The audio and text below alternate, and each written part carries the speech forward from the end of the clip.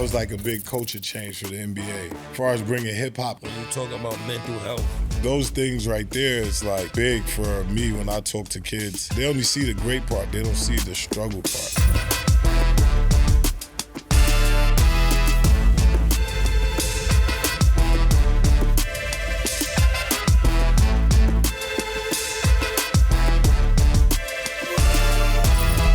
yes, Sham. You know who it is, your boy. Kiss. God Shammgod here. Fanmire presents Check It Up. Yes, sir. Yes, sir. Yes, sir.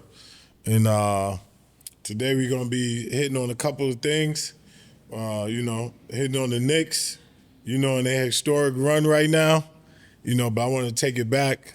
I want to ask Kiss, what do you think is the best rookie class in the NBA since this year is supposed to be the best rookie class coming into the NBA out of college? What was the class with Nash and them? 96. 96. Mm-hmm. That's one of them. Yeah, that's who was in that. Who was in that draft? That was Iverson, Nash, Marbury, Ray Allen. Who else? Kobe. I was the number one pick. Marcus Camby, Kerry Kittles, John Wallace. Yeah, they had a good crew. Yeah, they had a good crew. And what was run down your draft? My draft was so-so. It was the next year. It was 97. Tim Duncan was the number one pick. So. Yeah. So the number one pick was Tim Duncan. But when you look at the other people, it was Tim Duncan, Tim Thomas, Killer, me, Chauncey Billups. Strong. I want to say what class was Jordan. That was a good class, but the class with Barkley, Isaiah Thomas, Akeem Olajuwon, that was a great class. Oh yeah, that's why I didn't know about them. I was in third grade. I didn't even know about the draft yet. But I would say 96, the Iverson them class. I think that's a great class because it kind of changed basketball to where it's at now. As far as bringing hip hop into merged it together, like hip hop. That was like a big culture change for the NBA. Kind of like back in the days when your New York Knicks, Clyde Frazier, and them merged the NBA with the street culture. But yeah, Iverson, to name one person that just changed the whole culture of the NBA, bringing the street and basketball together, which is Marbury, which is our era. Mm-hmm. So it's a good era to go with. Facts. Yeah, that's a good era to go with. It's a question I want to ask you because you got to do scouting and you got to break down your opponents. Mm-hmm. Now, is it the same for every round of the play? First of all, it switches from regular season to playoffs. It's the whole infrastructure of how you got to do it. Switches right now. Does it stay the same for the whole playoffs? Nah, it changes the every series. Every series because of the opponent. Yeah, because it's a different team, and it changes because now you're playing people over and over again, right? So then you get to see them. It's not like, like if you're on the East Coast, you play against the West Coast, you might play them twice. So you play them once. If you're on the East Coast, you'll play that team probably 4 times in the same conference. So scouting is just different depending on who's playing, who's hurt, who got it going, who don't have it going. Because you'll look at series where it's like, if you look at San Antonio first series, right? Breakdown when they play OKC. And everybody's like, man, how Caruso is doing this? But part of their game plan is to leave Caruso open, right? So you could pay more attention to Shea. And somebody might be like, man, Caruso was going off in the series. They left him. Yeah, he was making the threes and all that. But that's what happens when people leave you open. One game, though. Can you do it for a whole series? And then the problem is, if you look at the whole series in totality, Shea didn't have a great series because the way they played it, they focused on Shea, and they let Caruso do all the shooting. And I mean, he did a better job than his previous years, but it still worked out in their favor because Shea didn't have a great season, and I know that because, like I said, when I was in Dallas and Sean Sweeney, he was our defensive coordinator, and we did the same thing. And if you look at his results in this finals, to when we played the finals, we was the only team to beat Shea and them to go to the finals, and it was the same defensive coach, right? And Shea had the same thing in that series with us, right? Because we was letting Caruso and letting everybody else shoot, and we was just guarding Shea, and we had beat them in I think 6 games, right? So it didn't even go to 7, but it was the same type of mindset when you go into that series. You just gotta sometimes you gotta live and die, and sometimes Caruso might have had the games where they could have won because they went to game 7, but you got to focus on what you need to focus on and don't let the main players beat you. And when you watch these playoffs in the scouting department, even with the Knicks, it all comes down to, if you watch every game, in crunch time, JB is going off, right? So part of the scout would be to try, how do you stop him in the clutch, which is a hard task that everybody's starting to see now, even more in the playoffs. But that would be like a scouting adjustment if it's another team, because no matter how Jalen Brunson played during the game, he has the clutch factor, right? And I was blessed to have 3 guards that had a clutch factor, which is Luka, Kai, and Jalen Brunson. That in the biggest moments, no matter if they 2 for 20 or whatever, when the game is at the highest and at the toughest, that they're gonna step up. How big are you on analytics? Because I think it just, over the last few years, they start talking that, you know what I mean? And when I seen, what's Cleveland coach name? Oh, you talking about, man. Kenny Atkinson said, analytically, we won 2 of the 3 games or something, and they was what is that? I don't understand. It's tough because as when you played the sport, it's hard to get into certain things like that, because at the end of the day, it's wins or loss, right? So when someone says, "Oh, analytically we won," and I know what he's saying from being in the NBA, but I've never thought that was the way, because is a certain thing in the NBA where they say points per possession, right? So like, a long time ago, if you watch D'Antoni and them, they did that with James Harden and them when they was like 0 for 17 from 3 in the finals. And, and then you see like James get up there and he was like, if I make 2 of those shots, we win. Yeah, that could factor for anybody. That could factor for anything. Like glass half empty. Yeah. So that's like, what I'm saying? That could happen with anybody. So when you get up there and say that in those moments, it's kind of tough for people to understand, especially from a fan standpoint, because they got so much emotions put into it. They don't want to hear anecdotally that you won the game. It's either you won or you didn't win, right? And then they don't understand, because when you grow up in basketball, you learn how to play from every spot on the court, right? That's layups, mid-range, floaters, threes. So when you get to a certain point and somebody say, hey, you only can shoot threes or shoot layups, then it's tough for a person. Yeah, it's tough for a person that grew up in it, right? If you never was in it, then it's different. It's easy to look from the outside and be like, oh, that'll work. But if you look in the playoffs, the biggest shots, even if you look in the Knicks series, any series, you're going to make more 2s than you're going to make 3s to win the game, right? So analytically, for a person that play and understands that, there's been more game winners in the history of the NBA from 2-pointers than 3s.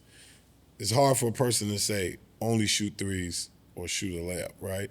And if you look at JB, his biggest thing is the middle of the paint. If you look at Shea, his biggest thing in the middle of the paint.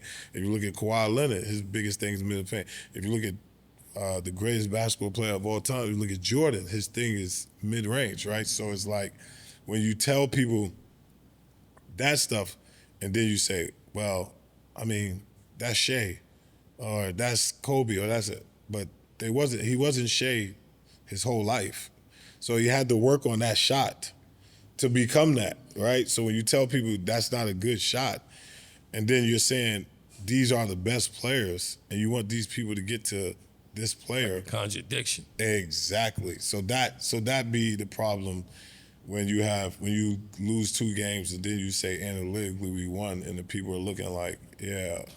What are you talking? Yeah, like what's going on? If I was 6'7", I'd be the number 1 draft pick. Right? So like that, you can say that with anything.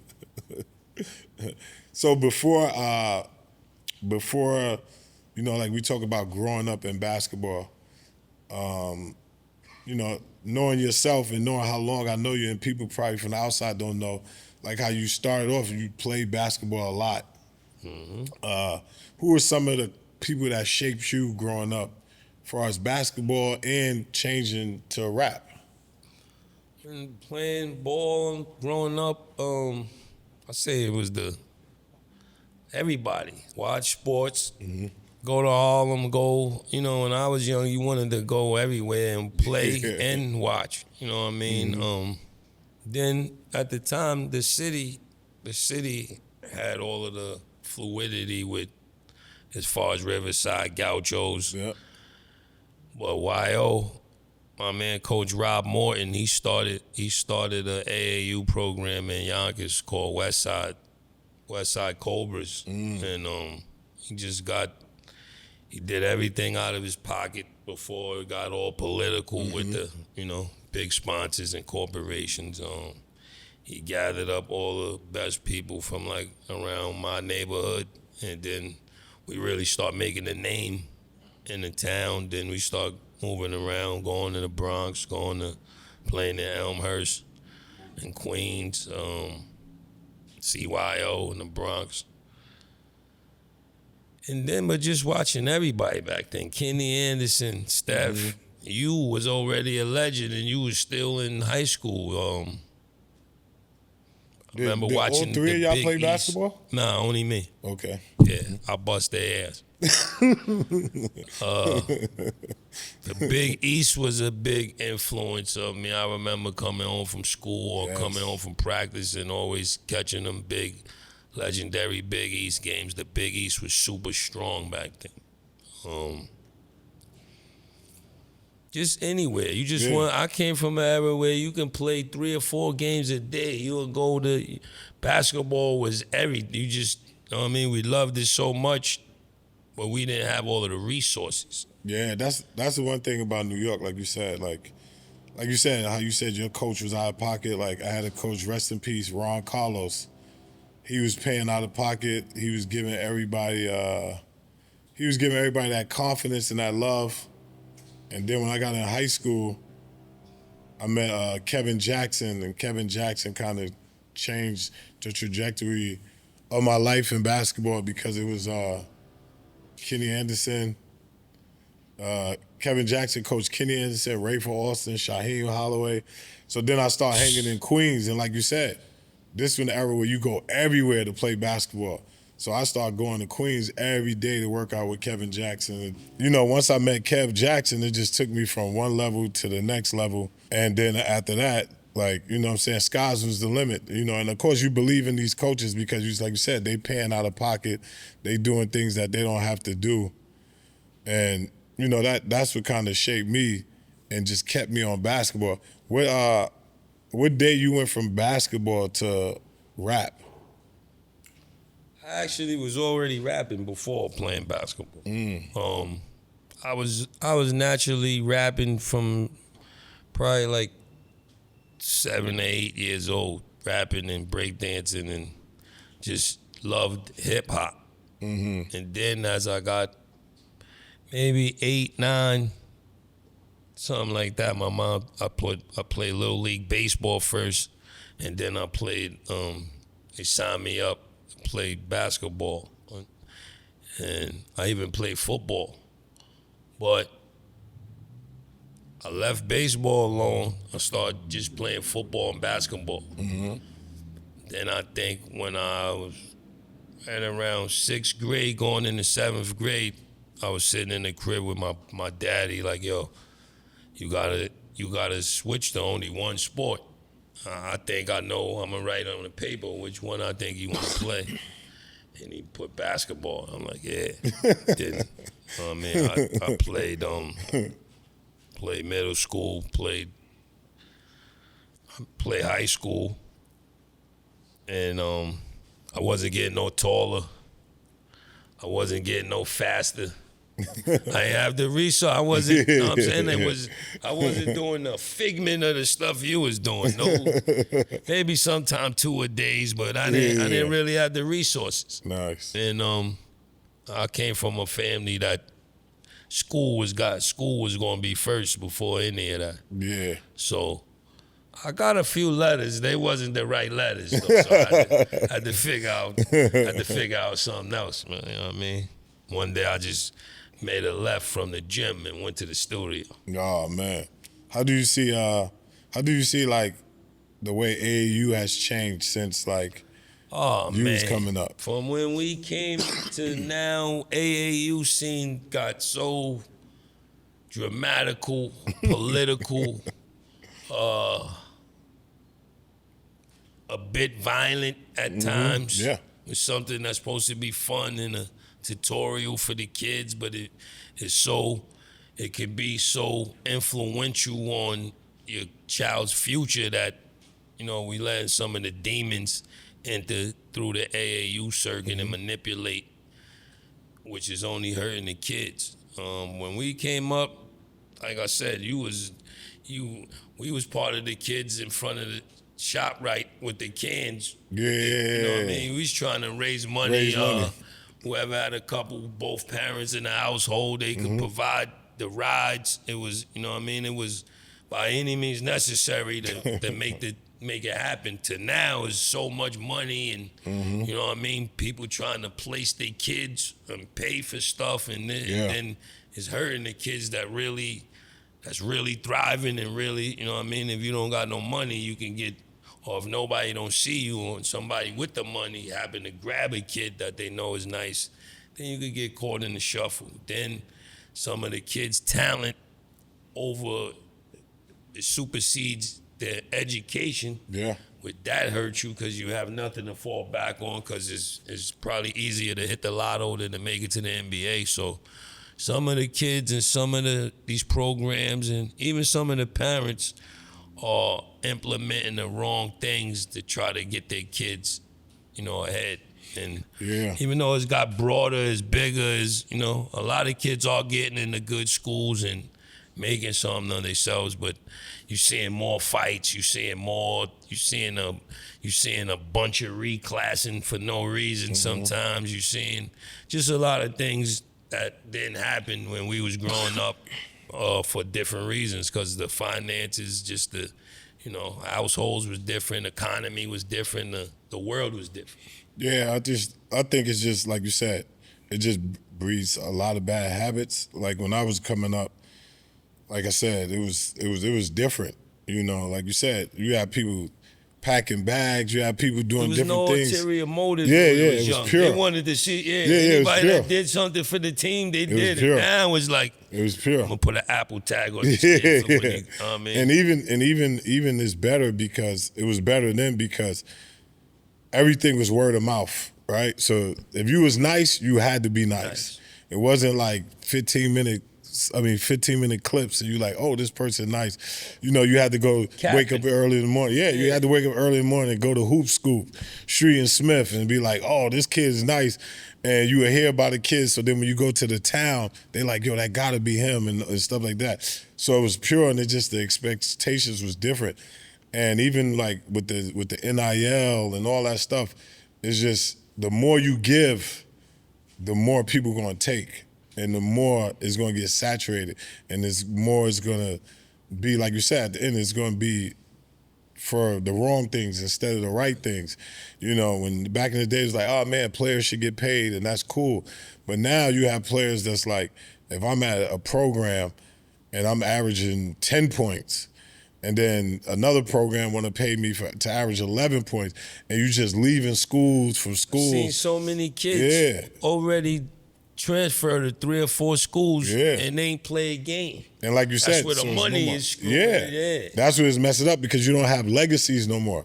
So like in the big, like you said, the Big East, when I grew up, like, yeah, I like Georgetown, but I like Georgetown because John Thompson was the guy. I wanted to go to Syracuse because Boeheim was the guy. You know what I'm saying? You went to Providence because of Rick Pitino and stuff like that. Now you don't have these rivalries because even the fans don't even know who the players are no more.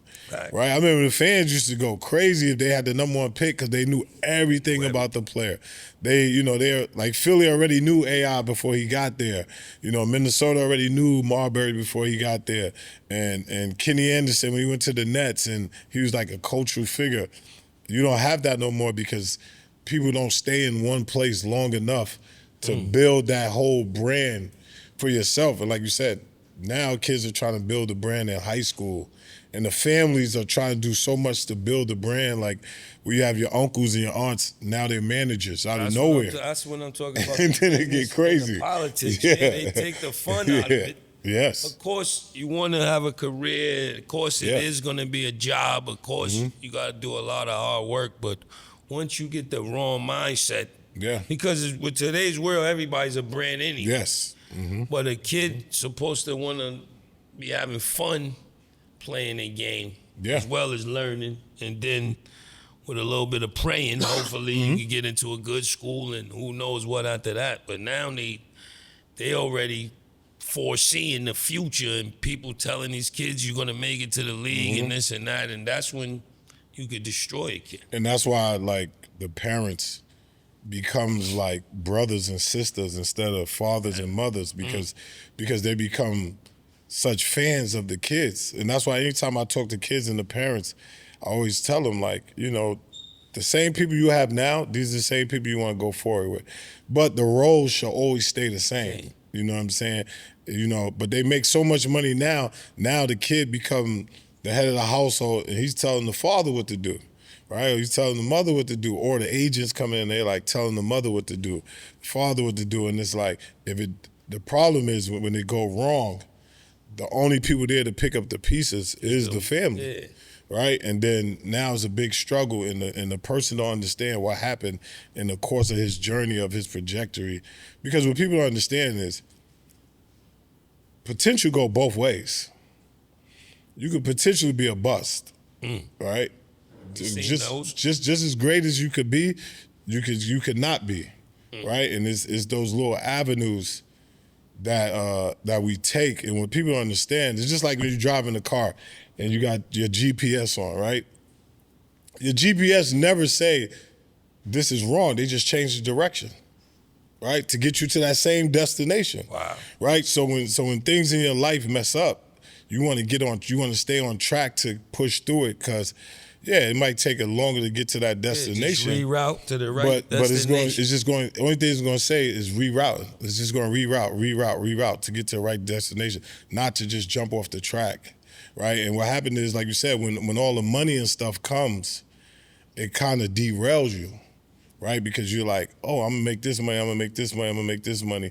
And that's hard for anybody because, like, in my McDonald's All-American class, I can't imagine having NIL, right? Because it was me, Stephon Marbury, Kevin Garnett, Vince Carter, Paul Pierce, Antoine Jameson, Chauncey Billups, right? So you would have had people making $5 million before they went to college, right?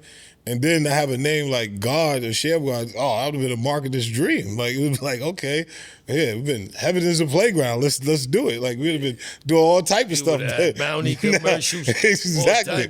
Exactly. So it's like, you know, but what people don't understand, it's the struggle that gets you to that finish line. It's the struggle that make the Michael Jordans, the Kobes, the Shea Gilgeous-Alexander, to everybody know in New York City, to the Jalen Brunsons. It's that moment where it's like he goes second round and now he's like, you know what? I know I'm better than this, or I know I should be in the first round, and then that's the fight. That's all the GPS did for him. It just took him another route to get to his destination now. And hopefully at the end of his destination, you know, he's going to be raising the championship, and then he's going to be the perfect example for kids that was told that they're too slow, too this. You know, because even like 2 months ago they were saying, "Oh, a 6-foot guard can't win the championship." Becky like, Hammond. yeah, they Then can't win the Draymond championship. doubled down. Yeah. Can't wait to get revenge on him. So it's like those things right there is like big for me when I talk to kids just about basketball and just about like the struggles that we all been through, because they only see the great part, they don't see the struggle part of this whole thing. That goes to say one thing I always think they need is when you talk about mental health. Yeah. They always bring it into the equation after somebody from way down past the Mason-Dixon line that came from a barn or a shop, or even somebody from the Jets could be. Yeah. And you get all these hundreds of millions, and your life is overwhelming, and big houses and cars, and your family is changing, and then you do something crazy, then they say mental health. When in all actuality, they should have been preparing you before the draft. Yeah. You need mental health counseling before you receive hundreds of millions and all that. No, who says a kid from the projects know what to do with 300 million or whatever? You need to, you know what I mean? We added in sometime, I think, too late. Yeah, because like you said, the thing is about that stuff is like, you never had it, so you don't understand it. You don't understand how people that have been your best friends your whole life, you would think is a problem now because, you know, they go from asking you for $10 to asking you for $10,000, right? And then they don't understand why you saying no or maybe or this and that. And now y'all friendship change, right? And, you know, like that's why I always try to tell kids that like grow up together. Like if one person is the star, I try to tell the parents this all the time. If one person is a star and they can make it, right? And this is my best friend or we're family or whatever, then try to make this person a star in something else so then they can grow together. Like, okay, if he's gonna be a star, then make him the accountant, right? And if you start right then and there, now when we grow together, right? So there's no left behind, because what happens is you don't even leave people behind, but the people in the neighborhood make you feel like the other person left you behind, right? Because if my floor is your ceiling, that's not on me. Right, but we still could grow together. But when people see people in the hood and be like, yo, why you not with him, or why you not doing this, or why you not doing that? It could be multiple reasons, not because you left your friend in the hood. He's busy. He's doing something and I was doing something. Yeah, so it only changes, like you said, when the money come. And the problem that's happening now, the money is coming so early that the kids are getting lost so much sooner. You know what I'm saying? And they banking their careers on, oh, I could get 100,000 now, I could get 200,000 now. And that's why coaching is so important, because just like when I went to just like I wanted to go to Georgetown because of John Thompson, or Syracuse because of Boeheim, we need to have these coaches back in the staples like the Mike Krzyzewskis and them, because that makes the player go to the school because of father figure slash coach. Yeah, and then the person that can help them get to their destination instead of just for the money. Because when you go for the money, what they don't understand is, you know, of course, you're 18, you're like, oh, I could get 400,000, oh, I'm gonna take that. But then the 400,000, you're gonna live way longer, and then you never make it to the NBA. And then you like, man, I'm gonna take all this money early and do this and do that, but then you never, like I said, back to the GPS, you never reach your destination. And the whole thing is to reach your destination at all costs, right? Even if you gotta take a back seat to the money to reach your destination, you wanna reach your destination, because then it just opens up everything. That's the difference between a job and a career, right? If you got a career, you're gonna work through the pandemic.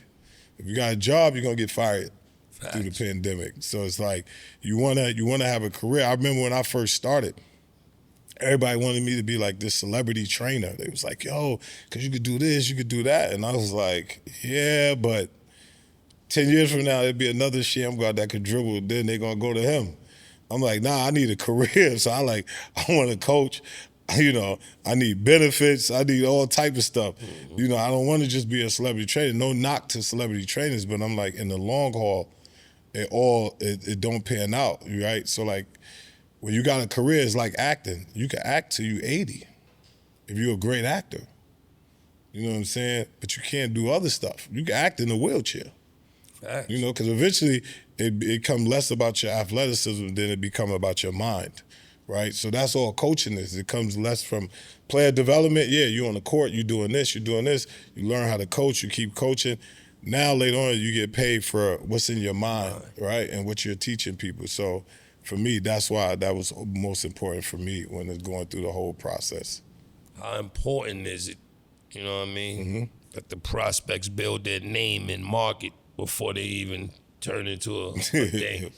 Yeah, it's a thin line with that, if you ask me, because that's what we just said. Some of them, the NIL and the glamour and glitz is making you, your 3-a-days is turning into 2-a-days, is turning into 45 minutes, and you got mad interviews and mad. I think it should be like some type of timeline. Of course, you building your brand as you're going, but when it's more about other stuff than learning the game and getting better, damaging your brand at the same time as trying to build. No, definite.